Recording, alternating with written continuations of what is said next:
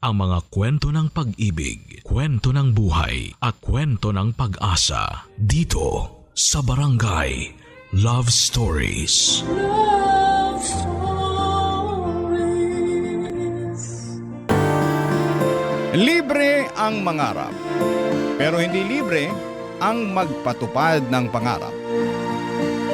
Marami pa tayong bigas na kakainin at hamong pagdaraanan bago magtagumpay. Ikaw, kabarangay, anong pinagdaanan mo para maabot ang mga pangarap mo? Dear Papa Dudut, magandang araw po sa inyo. Isa po ko sa mga laging nakikinig sa Barangay LS at naging parte na talaga ng routine ko ang pakikinig sa mga kwento ng mga senders ninyo. Ngayon po ay naisip ko na siguro ay panahon na para ko naman ang magpadala ng sulat at magbahagi ng sarili kong kwento. Ako nga pala si Bernadette. Hindi po ako lumaki sa mayamang pamilya. Kaya maaga akong natutong magsikap para makatulong sa pamilya ko. Pagkatapos kong makapagtapos ng high school ay hindi na ako nakapagkolehiyo at tuluyan na akong nagtrabaho ng full-time sa isang karinderya sa probinsya. Maayos naman ang naging trabaho ko doon at sinikap ko talagang galingan sa araw-araw. Pero dahil hindi kalakihan ang sahod ay sobrang saya ko nang alukin ako ng kaibigan ng amo ko na magtrabaho na sa Maynila. Siya kasi ang namamahala ng isang kantin sa isang kilalang universidad. Aminado ako na namangha ako talaga noong unang beses akong nakapunta sa Maynila. Ang taas ng mga gusali at parang ang bilis ng takbo ng lahat. At mas lalo akong nailang noong unang araw ko sa kantin. Ang sososyal pala ng mga estudyante. At sa totoo lang ay nahihiya ako kasi karamihan sa kanila ay kaedad ko lamang. Pakiramdam ko ay ang layo ng agwat ng mga mundo namin. At lalo pa akong kinabahan ng lapitan at kausapin ako ng isang estudyante na nagngangalang Anton Papadudut.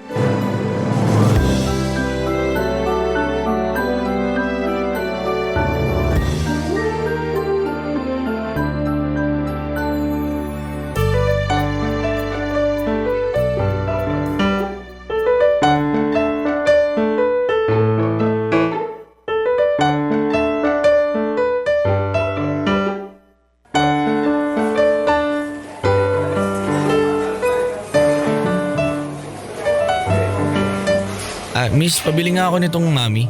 Sige po, sandali lang.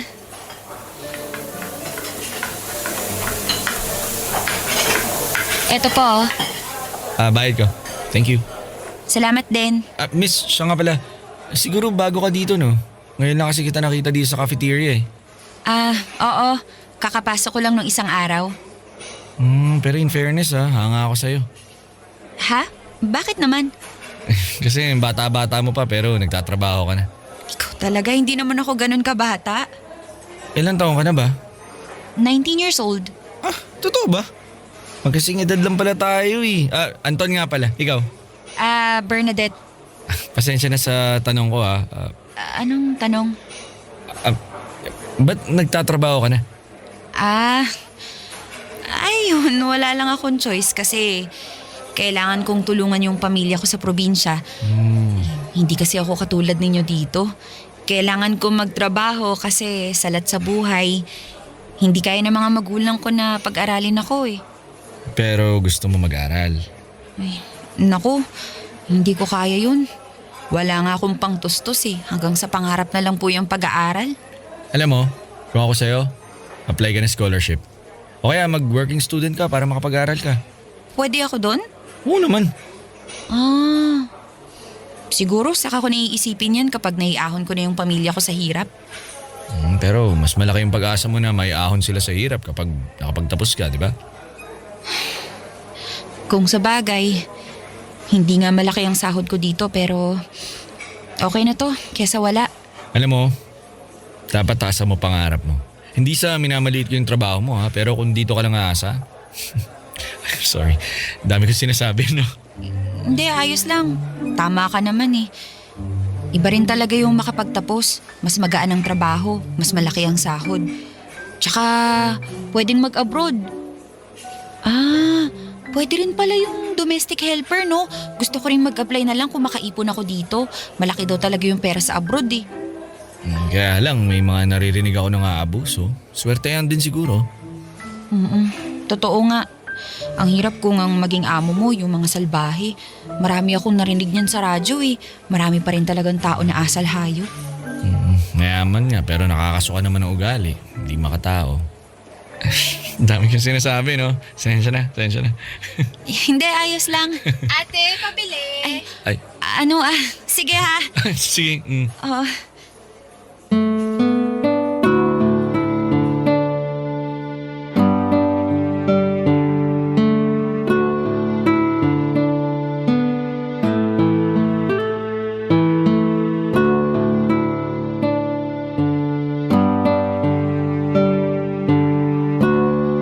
Papadudod pagkatapos ng usapan na yun namin ni Anton ay doon na nagsimula ang friendship namin. Tuwing bumibili siya ng ulam ay palagi siyang nakangiti sa akin at madali kaming nagkakasundo. Mabait si Anton at kahit halata sa kilos at pananamit niya na may kaya siya sa buhay, ni minsan ay hindi niya pinadama sa akin na mas mataas siya o masangat kesa sa akin. Kaya naman naging komportable ako sa kanya, Papa Dudut. Akala ko noon, magiging maayos na ang lahat. Akala ko ay simpleng pagkakaibigan lang yon na walang komplikasyon. Pero nagkamali ako kasi hindi ko alam na may girlfriend na pala siya, si Mariel. Tuwing magkasama sila at napapadaan si Anton sa pwesto ko, ramdam ko kaagad ang bigat ng tingin ni Mariel. Palagi niya akong iniirapan at minsan ay sinisitapan niya si Anton kapag nakikipag-usap ito sa akin. Sa totoo lang ay nasasaktan ako. Pero pinili ko na lamang na manahimik. Iniisip ko na baka may mga tao talagang hindi komportable sa mga katulad ko. Baka sa paningin niya ay isa lamang akong silbidora. Kaya tinanggap ko na lamang at nagpatuloy sa trabaho ko. Hanggang sa isang araw ay may nangyari na hindi ko po inaasahan, Papa Dudut.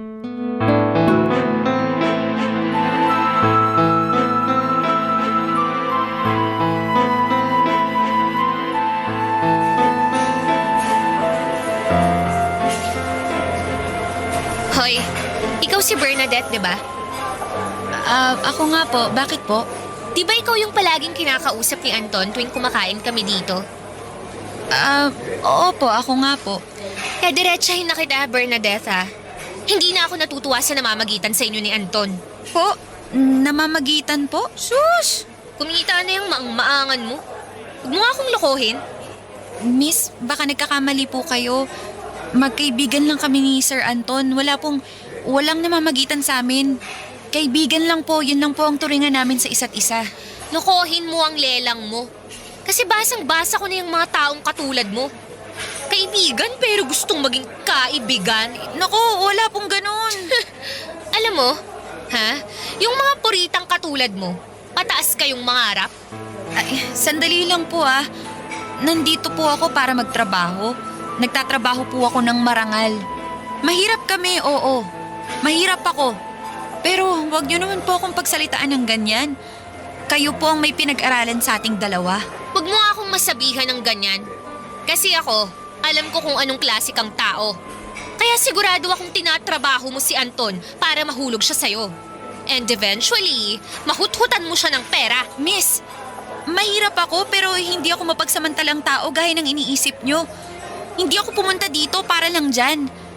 Grabe naman kayo kung pag-isipan ako ng masama. Wala akong ginagawang masama. Naku! Tigil-tigilan mo ako. Kung tutuusin, sino ba namang magnanakaw ang aamin na magnanakaw siya, di ba? Kaya binabalaan kita, Bernadette. Layuan mo si Anton kasi masama akong kaway.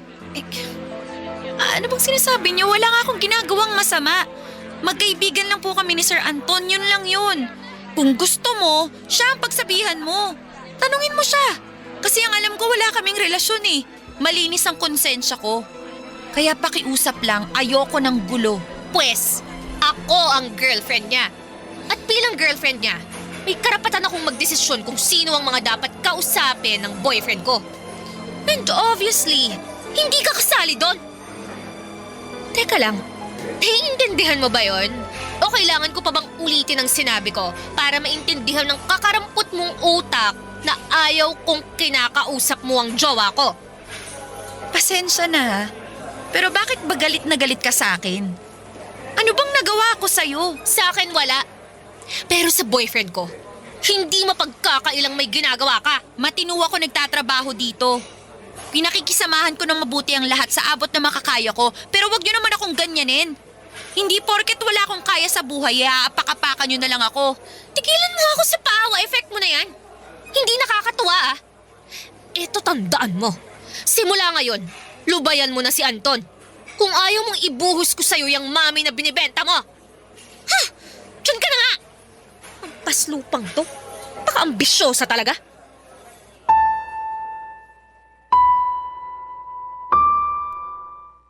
Sobrang sakit talaga ng mga sinabi ni Mariel, Papa Dudut. Parang bawat salita niya ay tumutusok sa akin. Parang bigla kong naisip na baka nga wala akong karapatang maging masaya o makipagkaibigan sa katulad ni Anton. Dahil lamang sa estado sa buhay ko. Ang bigat sa pakiramdam pero wala akong lakas para ipagtanggol ang sarili ko. Gusto ko na sanang sabihin kay Anton ang ginawa sa akin ni Mariel, pero mas pinili ko na lamang na manahimik. Ayoko ng gulo. Ayokong maging dahilan ng away nila. Kaya simula noon tuwing nagkakasalubong kami ay hindi na ako katulad ng dati. Hindi na ako masyadong nakangiti, kinakausap ko na lamang siya ng maayos. Pero may distansya na. Parang ordinaryong estudyante na lamang ang turing ko kay Anton. At tuwing magkasama sila ni Mariel ay kitang-kita ko sa mukha niya na masaya siya sa pagbabago ko. Parang gusto niya talagang lumayo ako at papadudot masakit yon, pero tiniis ko na lamang ang nararamdaman ko.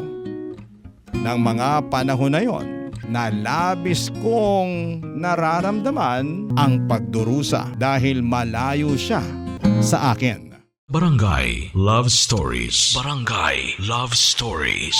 Habang tumatagal ay lalo kong napapansin kay Anton na nagtataka siya sa pagbabago ko. Parang nababahala siya at minsan ay halata sa mukha niya na nalulungkot siya. May isang beses na magkasama sila ni Mariel sa kantin at tinanong niya ako kung may problema ba ako. Sandali ako natigilan pero agad kong sinabi na wala. Natakot ako na baka magalit si Mariel at gumawa ng eksena doon mismo. Pero ang hindi ko po inaasahan, isang araw ay mag-isa lamang na pumunta si Anton sa kantin. Nang makita ko siya na walang kasama ay bigla akong kinabahan. Hindi ko alam kung ano ang sasabihin ko o kung ano ang mangyayari. Basta ang alam ko lamang ay mas lalong bumilis ang tibok ng puso ko ng mga sandaling yon.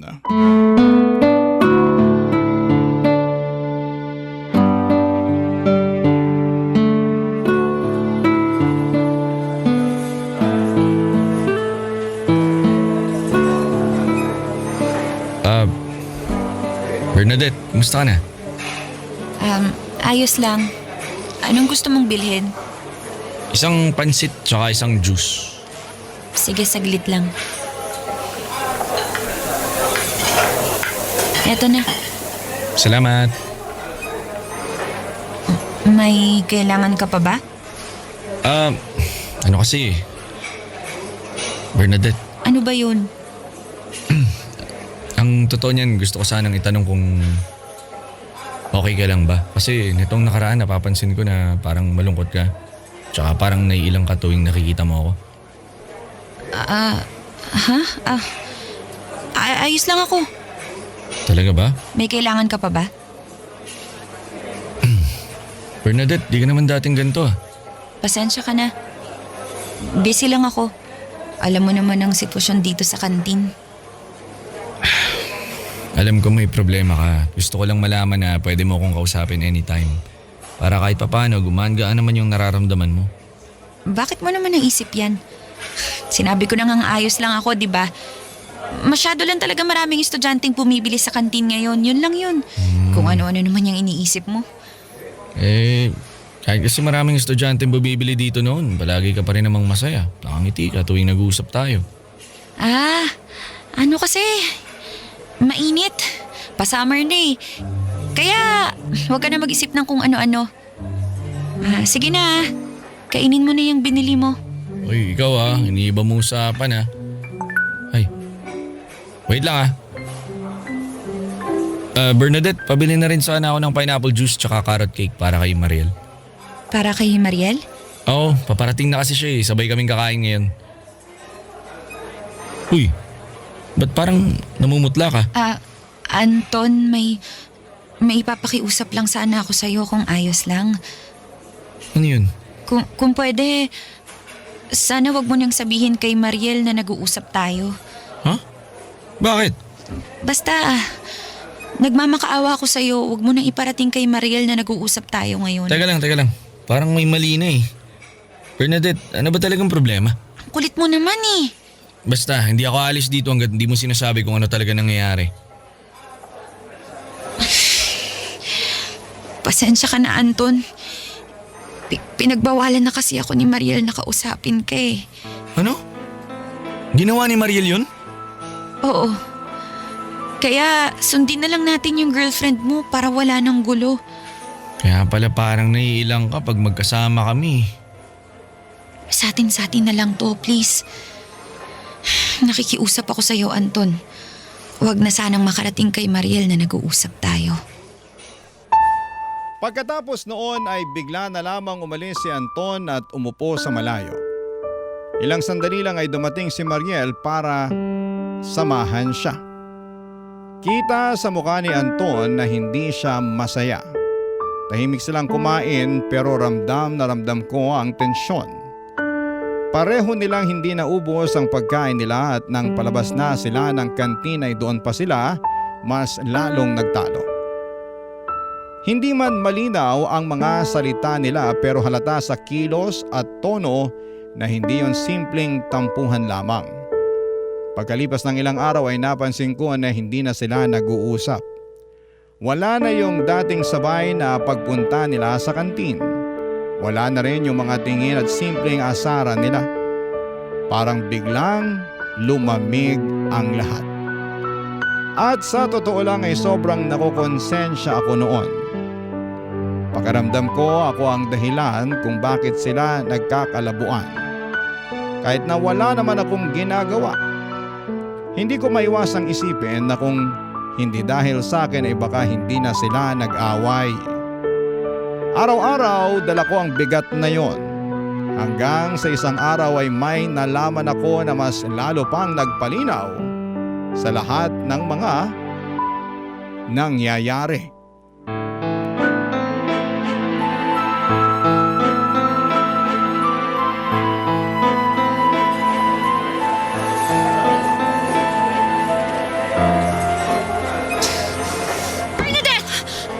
Mariel? Anong gusto mong bilhin? Pabili ako ng iced tea. Tsaka lagyan mo ng maraming yelo Sige. Sandali lang.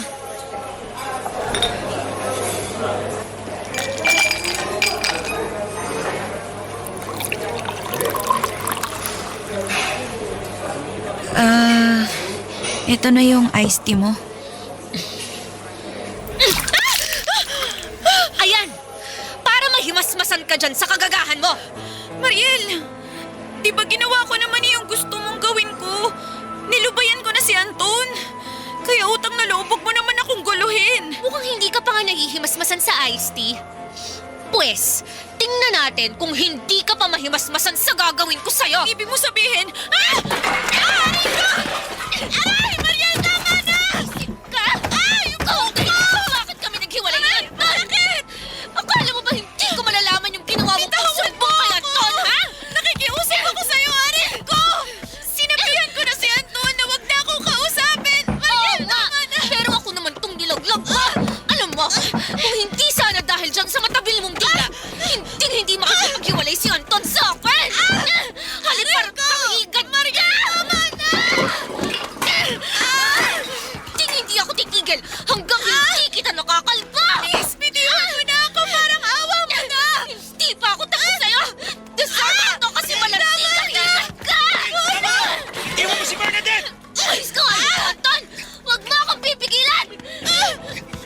Sumusobra ka na! Halika na! Ito yung dahilan kung ba't kita hiniwalayan eh. Kasi habang tumatagal, mas lalong gumagaspang yung pag-uugali mo. Ano bang nakita mo dito kay Bernadette? At palagi mo na lang siyang pinagtatanggol, ha? Hindi mo ba nakikita na pinapaikot ka lang ng bruhang yan? Wala akong nakikitang mali kay Bernadette. Pero sa'yo marami. Kaya pwede ba tigilan mo na siya? Kundi i-report talaga kita para masuspend ka. Magsama kayong dalawa! Bernadette, ayos ka lang?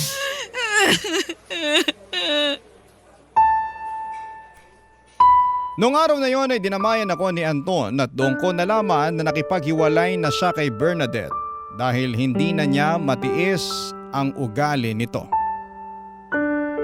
Bukod kasi sa akin ay maraming beses nang may inaway si Mariel dahil sa hindi makatotohanang pagsiselos. Nakakapagod na raw ang pagiging tamang hinala ni Mariel, lalo na at matino naman daw si Anton. Pero agad din akong kinabahan nang malaman kong usap-usapan na sa school ang nangyari sa amin ni Mariel. Parang bawat hakbang ko, bawat tingin ng tao ay nagiging mabigat at natakot akong baka maapektuhan pati ang trabaho ko dahil sa iskandalong yon. Papadudot sa kabila ng kaba at takot ay hindi umiwas si Anton sa akin. Palagi niyang sinasabi na magiging maayos din ang lahat. At naniniwala siya sa akin at alam niyang wala akong ginagawang mali. Sa mga panahong yon ay ramdam ko na may isang tao na palaging nandyan para sa akin. Na hindi ako pababayaan kahit gaano man kabigat ang sitwasyon. Sa kanya ay natutunan kong kahit sa pinakamadilim na bahagi ng buhay, may mga taong handang sumuporta at manatili sa iyong tabi kahit na ano ang mangyari. Barangay Love Stories. Barangay Love Stories. At nagkatotoo na nga ang pinakakinakatakutan ko, Papa Dudut. Tinanggal na ako sa trabaho. Ilang beses ko pang pinaliwanag na wala akong ginawang masama at si Mariel pa nga ang unang nagumpisa ng gulo. Pero hindi pa rin yun naging sapat na dahilan para hindi nila ako paalisin. Pakiramdam ko noon ay para akong pinagsakluban ng langit at lupa, Papa Dudut. Hindi ko alam kung paano ko sasabihin sa mga magulang ko na wala na akong trabaho. Alam naman natin na hindi ganong kadali ang makahanap ng bagong trabaho kaya sobrang nanlumo talaga ako sa sitwasyon. Sa huling araw ko sa trabaho ay ramdam ko ang bawat hakbang ko at bawat tingin ng mga tao. Puno ng pangamba at lungkot ang puso ko at parang bawat segundo doon ay paalala sa akin na wala akong kontrol sa nangyayari sa buhay ko.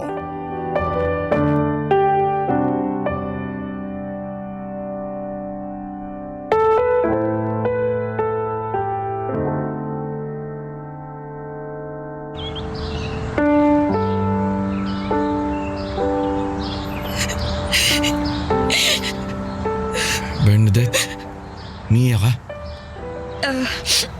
Anton, Ba't ka umiiyak? Ano nangyari?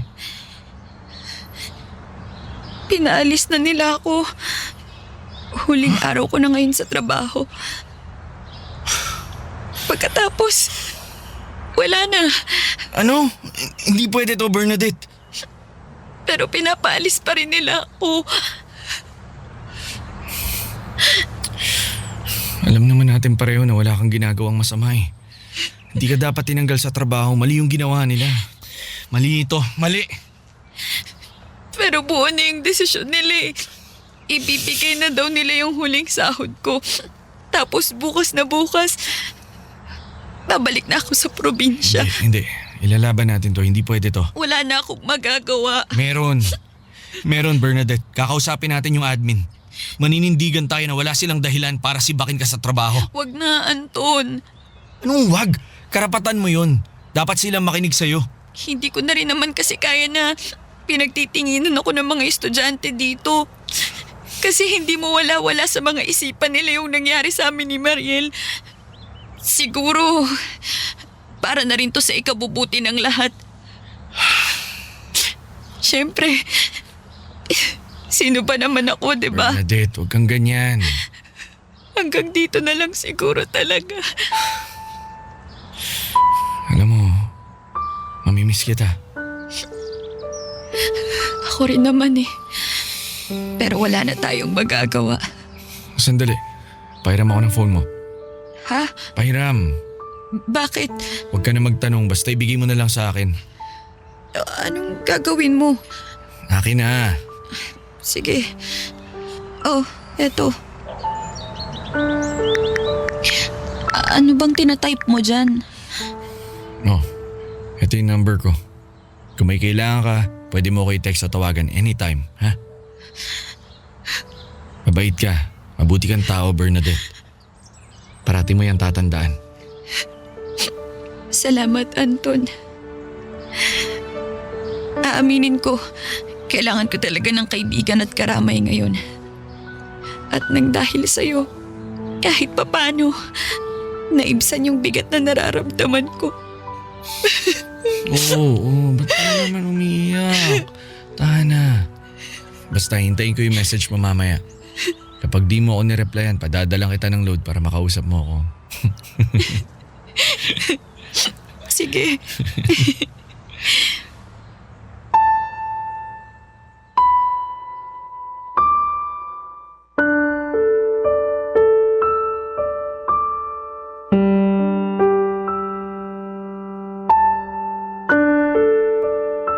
Papadudot, hindi na ako gaanong nalungkot dahil kay Anton.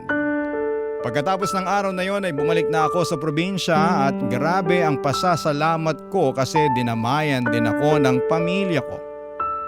Hindi sila nagalit sa biglang pagkawala ng trabaho ko at sobrang gaan ang pakiramdam ko na naintindihan nila ako.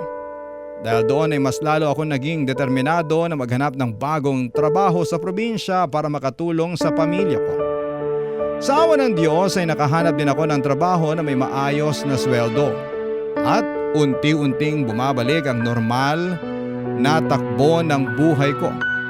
Habang lumilipas sa mga araw ay hindi pa rin nawawala ang komunikasyon namin ni Anton at palagi pa rin kaming nag-uusap, nagte-text at minsan ay nagpapadala pa siya ng load kapag hindi ko kaagad nasasagot ang mga text niya. Pagkakaibigan, yan lang naman ang meron kami pero para sa akin ay espesyal ang lahat sa amin. Siyempre hindi ko ito sasabihin sa kanya, akin lang ang nararamdaman ko. Masaya na akong kiligin sa mga nangyayari. Sobrang masaya ako tuwing nagte-text at nagtatawagan kami. At mas lalo lamang akong naging masaya noong may nangyaring hindi ko talaga lubos na inaasahan na mangyayari.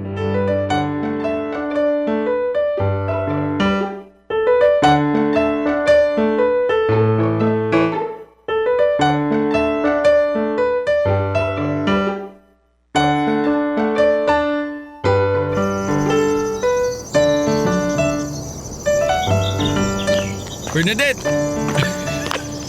Anton? Bernadette! Anong ginagawa mo dito? Paano mo nalaman kung saan ako nakatira, ha? Surprise ba kita? Sobra! Hoy, hindi mo pa ako sinasagot. Paano mo nalaman tong address ko? Sana wag ka magalit Bakit? Ang totoo niyan, pinakiusapan ko isa sa mga kaibigan mo sa social media na ibigay sa akin yung complete address mo para nang sa ganon, ma-surprise kita. Sira ka talaga. Sakit nun Hindi ako na-inform na stalker ka na pala ngayon, ha? Bakit? Di ka ba masaya na nagkita ulit tayo? Siyempre masaya. Pero dapat sinabi mo sa akin na pupunta ka pala para naman na ipaghandaman lang kita ng makakain. Pero kapag sinabi ko sa'yo na pupunta ako dito, hindi na magiging surprise yun. Kung sa bagay. Ay, sige, halika na sa loob. Ipapakilala kita sa pamilya ko. Bernadette, sandali lang. Ano yun? Actually, may isa pang dahilan kung ba't kita dinalaw dito sa probinsya. Bakit? May gusto sana akong aminin sa'yo. Ano ba kasi yun? Bakit parang hindi ka mapakali dyan? Ang totoo niyan, Matagal ko na sanang gustong sabihin sa'yo ito pero naduduwag ako eh. Alam mo ikaw, wag mo nang patagalin kung ano man yung sasabihin mo. Tignan mo, nilala mo ka na dito sa labas. Kaya sabihin mo na para makapasok na tayo sa loob. Bernadette, mahal kita. Ano? Oo, mahal na mahal kita. At gusto kong patunayan na kaya kong gawin ang lahat para sa'yo. Oh, ba't di ka umiimik? Kasi sa tingin ko, mahal na rin kita, Anton. Ano? Hindi ko lang talaga maamin-amin sa'yo noon kasi Kasi? magkaiba tayo ng estado sa buhay. Huy, kung makatawa ka naman, ano bang nakakatawa sa sinabi ko? Sorry. Pero lumang tugtugin na kasi yan eh. Madalas ko kaya naririnig yan sa mga mga teleserye. Ganun yun eh. Pero totoo naman, di ba? Bernadette, makinig ka sa akin. Pareho tayo nagmamahalan at yun lang ang mahalaga. Ngayon, pinapangako ko sa'yo, kapag nakapagtapos na ako ng pag-aaral, mas lalo ko pang patutunayan sa'yo na handa kitang panindigan.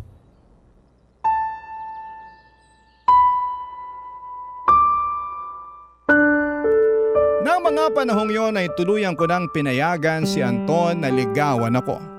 At kalaunan ay naging kami rin. Naging long distance relationship ang setup namin kasi habang nag-aaral siya sa syudad, ako naman ay nagtatrabaho sa probinsya. Hindi naging madali ang LDR pero araw-araw kaming nag-uusap at araw-araw din naming pinipili ang isa't isa. At noong nakapagtapos na, si Anton ay bumalik ako sa syudad at nagsama kami sa isang apartment. Doon ko mas lalong nakita kung gaano siya kaseryoso hindi lang sa relasyon namin kundi pati sa mga pangarap ko. Kasi nang makahanap siya ng trabaho ay tinulungan niya akong makapag-college. Pero syempre ayoko namang umasa lang sa kanya. Ayoko maramdaman niya na siya lang ang may dala ng responsibilidad. Kaya pinili kong maging working student. Hindi madali na pagsabayin ang trabaho at pag-aaral pero kinaya ko ito. Sa lahat ng puyat, pagod at sakripisyo ay nakapagtapos din ako ng kursong education at nakapasa sa board exam. At ngayon ay isa na akong ganap na guro. Grabe! Ang dami kong pinagdaanan. Wala sa mga panahong pakiramdam ko ay wala na akong direksyon hanggang sa unti-unting gumaan ang lahat at hindi ko po akalaing darating ako sa puntong ito. Kaya sa mga nakikinig at nagbabasa nito ay huwag kayong mawala ng pag-asa. Hindi habang buhay nasa ilalim tayo ng gulong. May mga araw na mabigat. Pero darating din ang panahon na aangat tayo. Huwag tayong susuko at patuloy lamang tayong magsikap at manalig. Maraming salamat po sa pagkakataon, Papa Dudut, na maibahagi ko ang kwento ng buhay ko. Sana po ay may aral po kayong napulot sa aking kwento. At sana po ay naging inspirasyon din ang aking mga pinagdaanan. Ang inyong forever kapuso at kabarangay, Bernadette. Kwentuhan naman tayo dito sa comment section.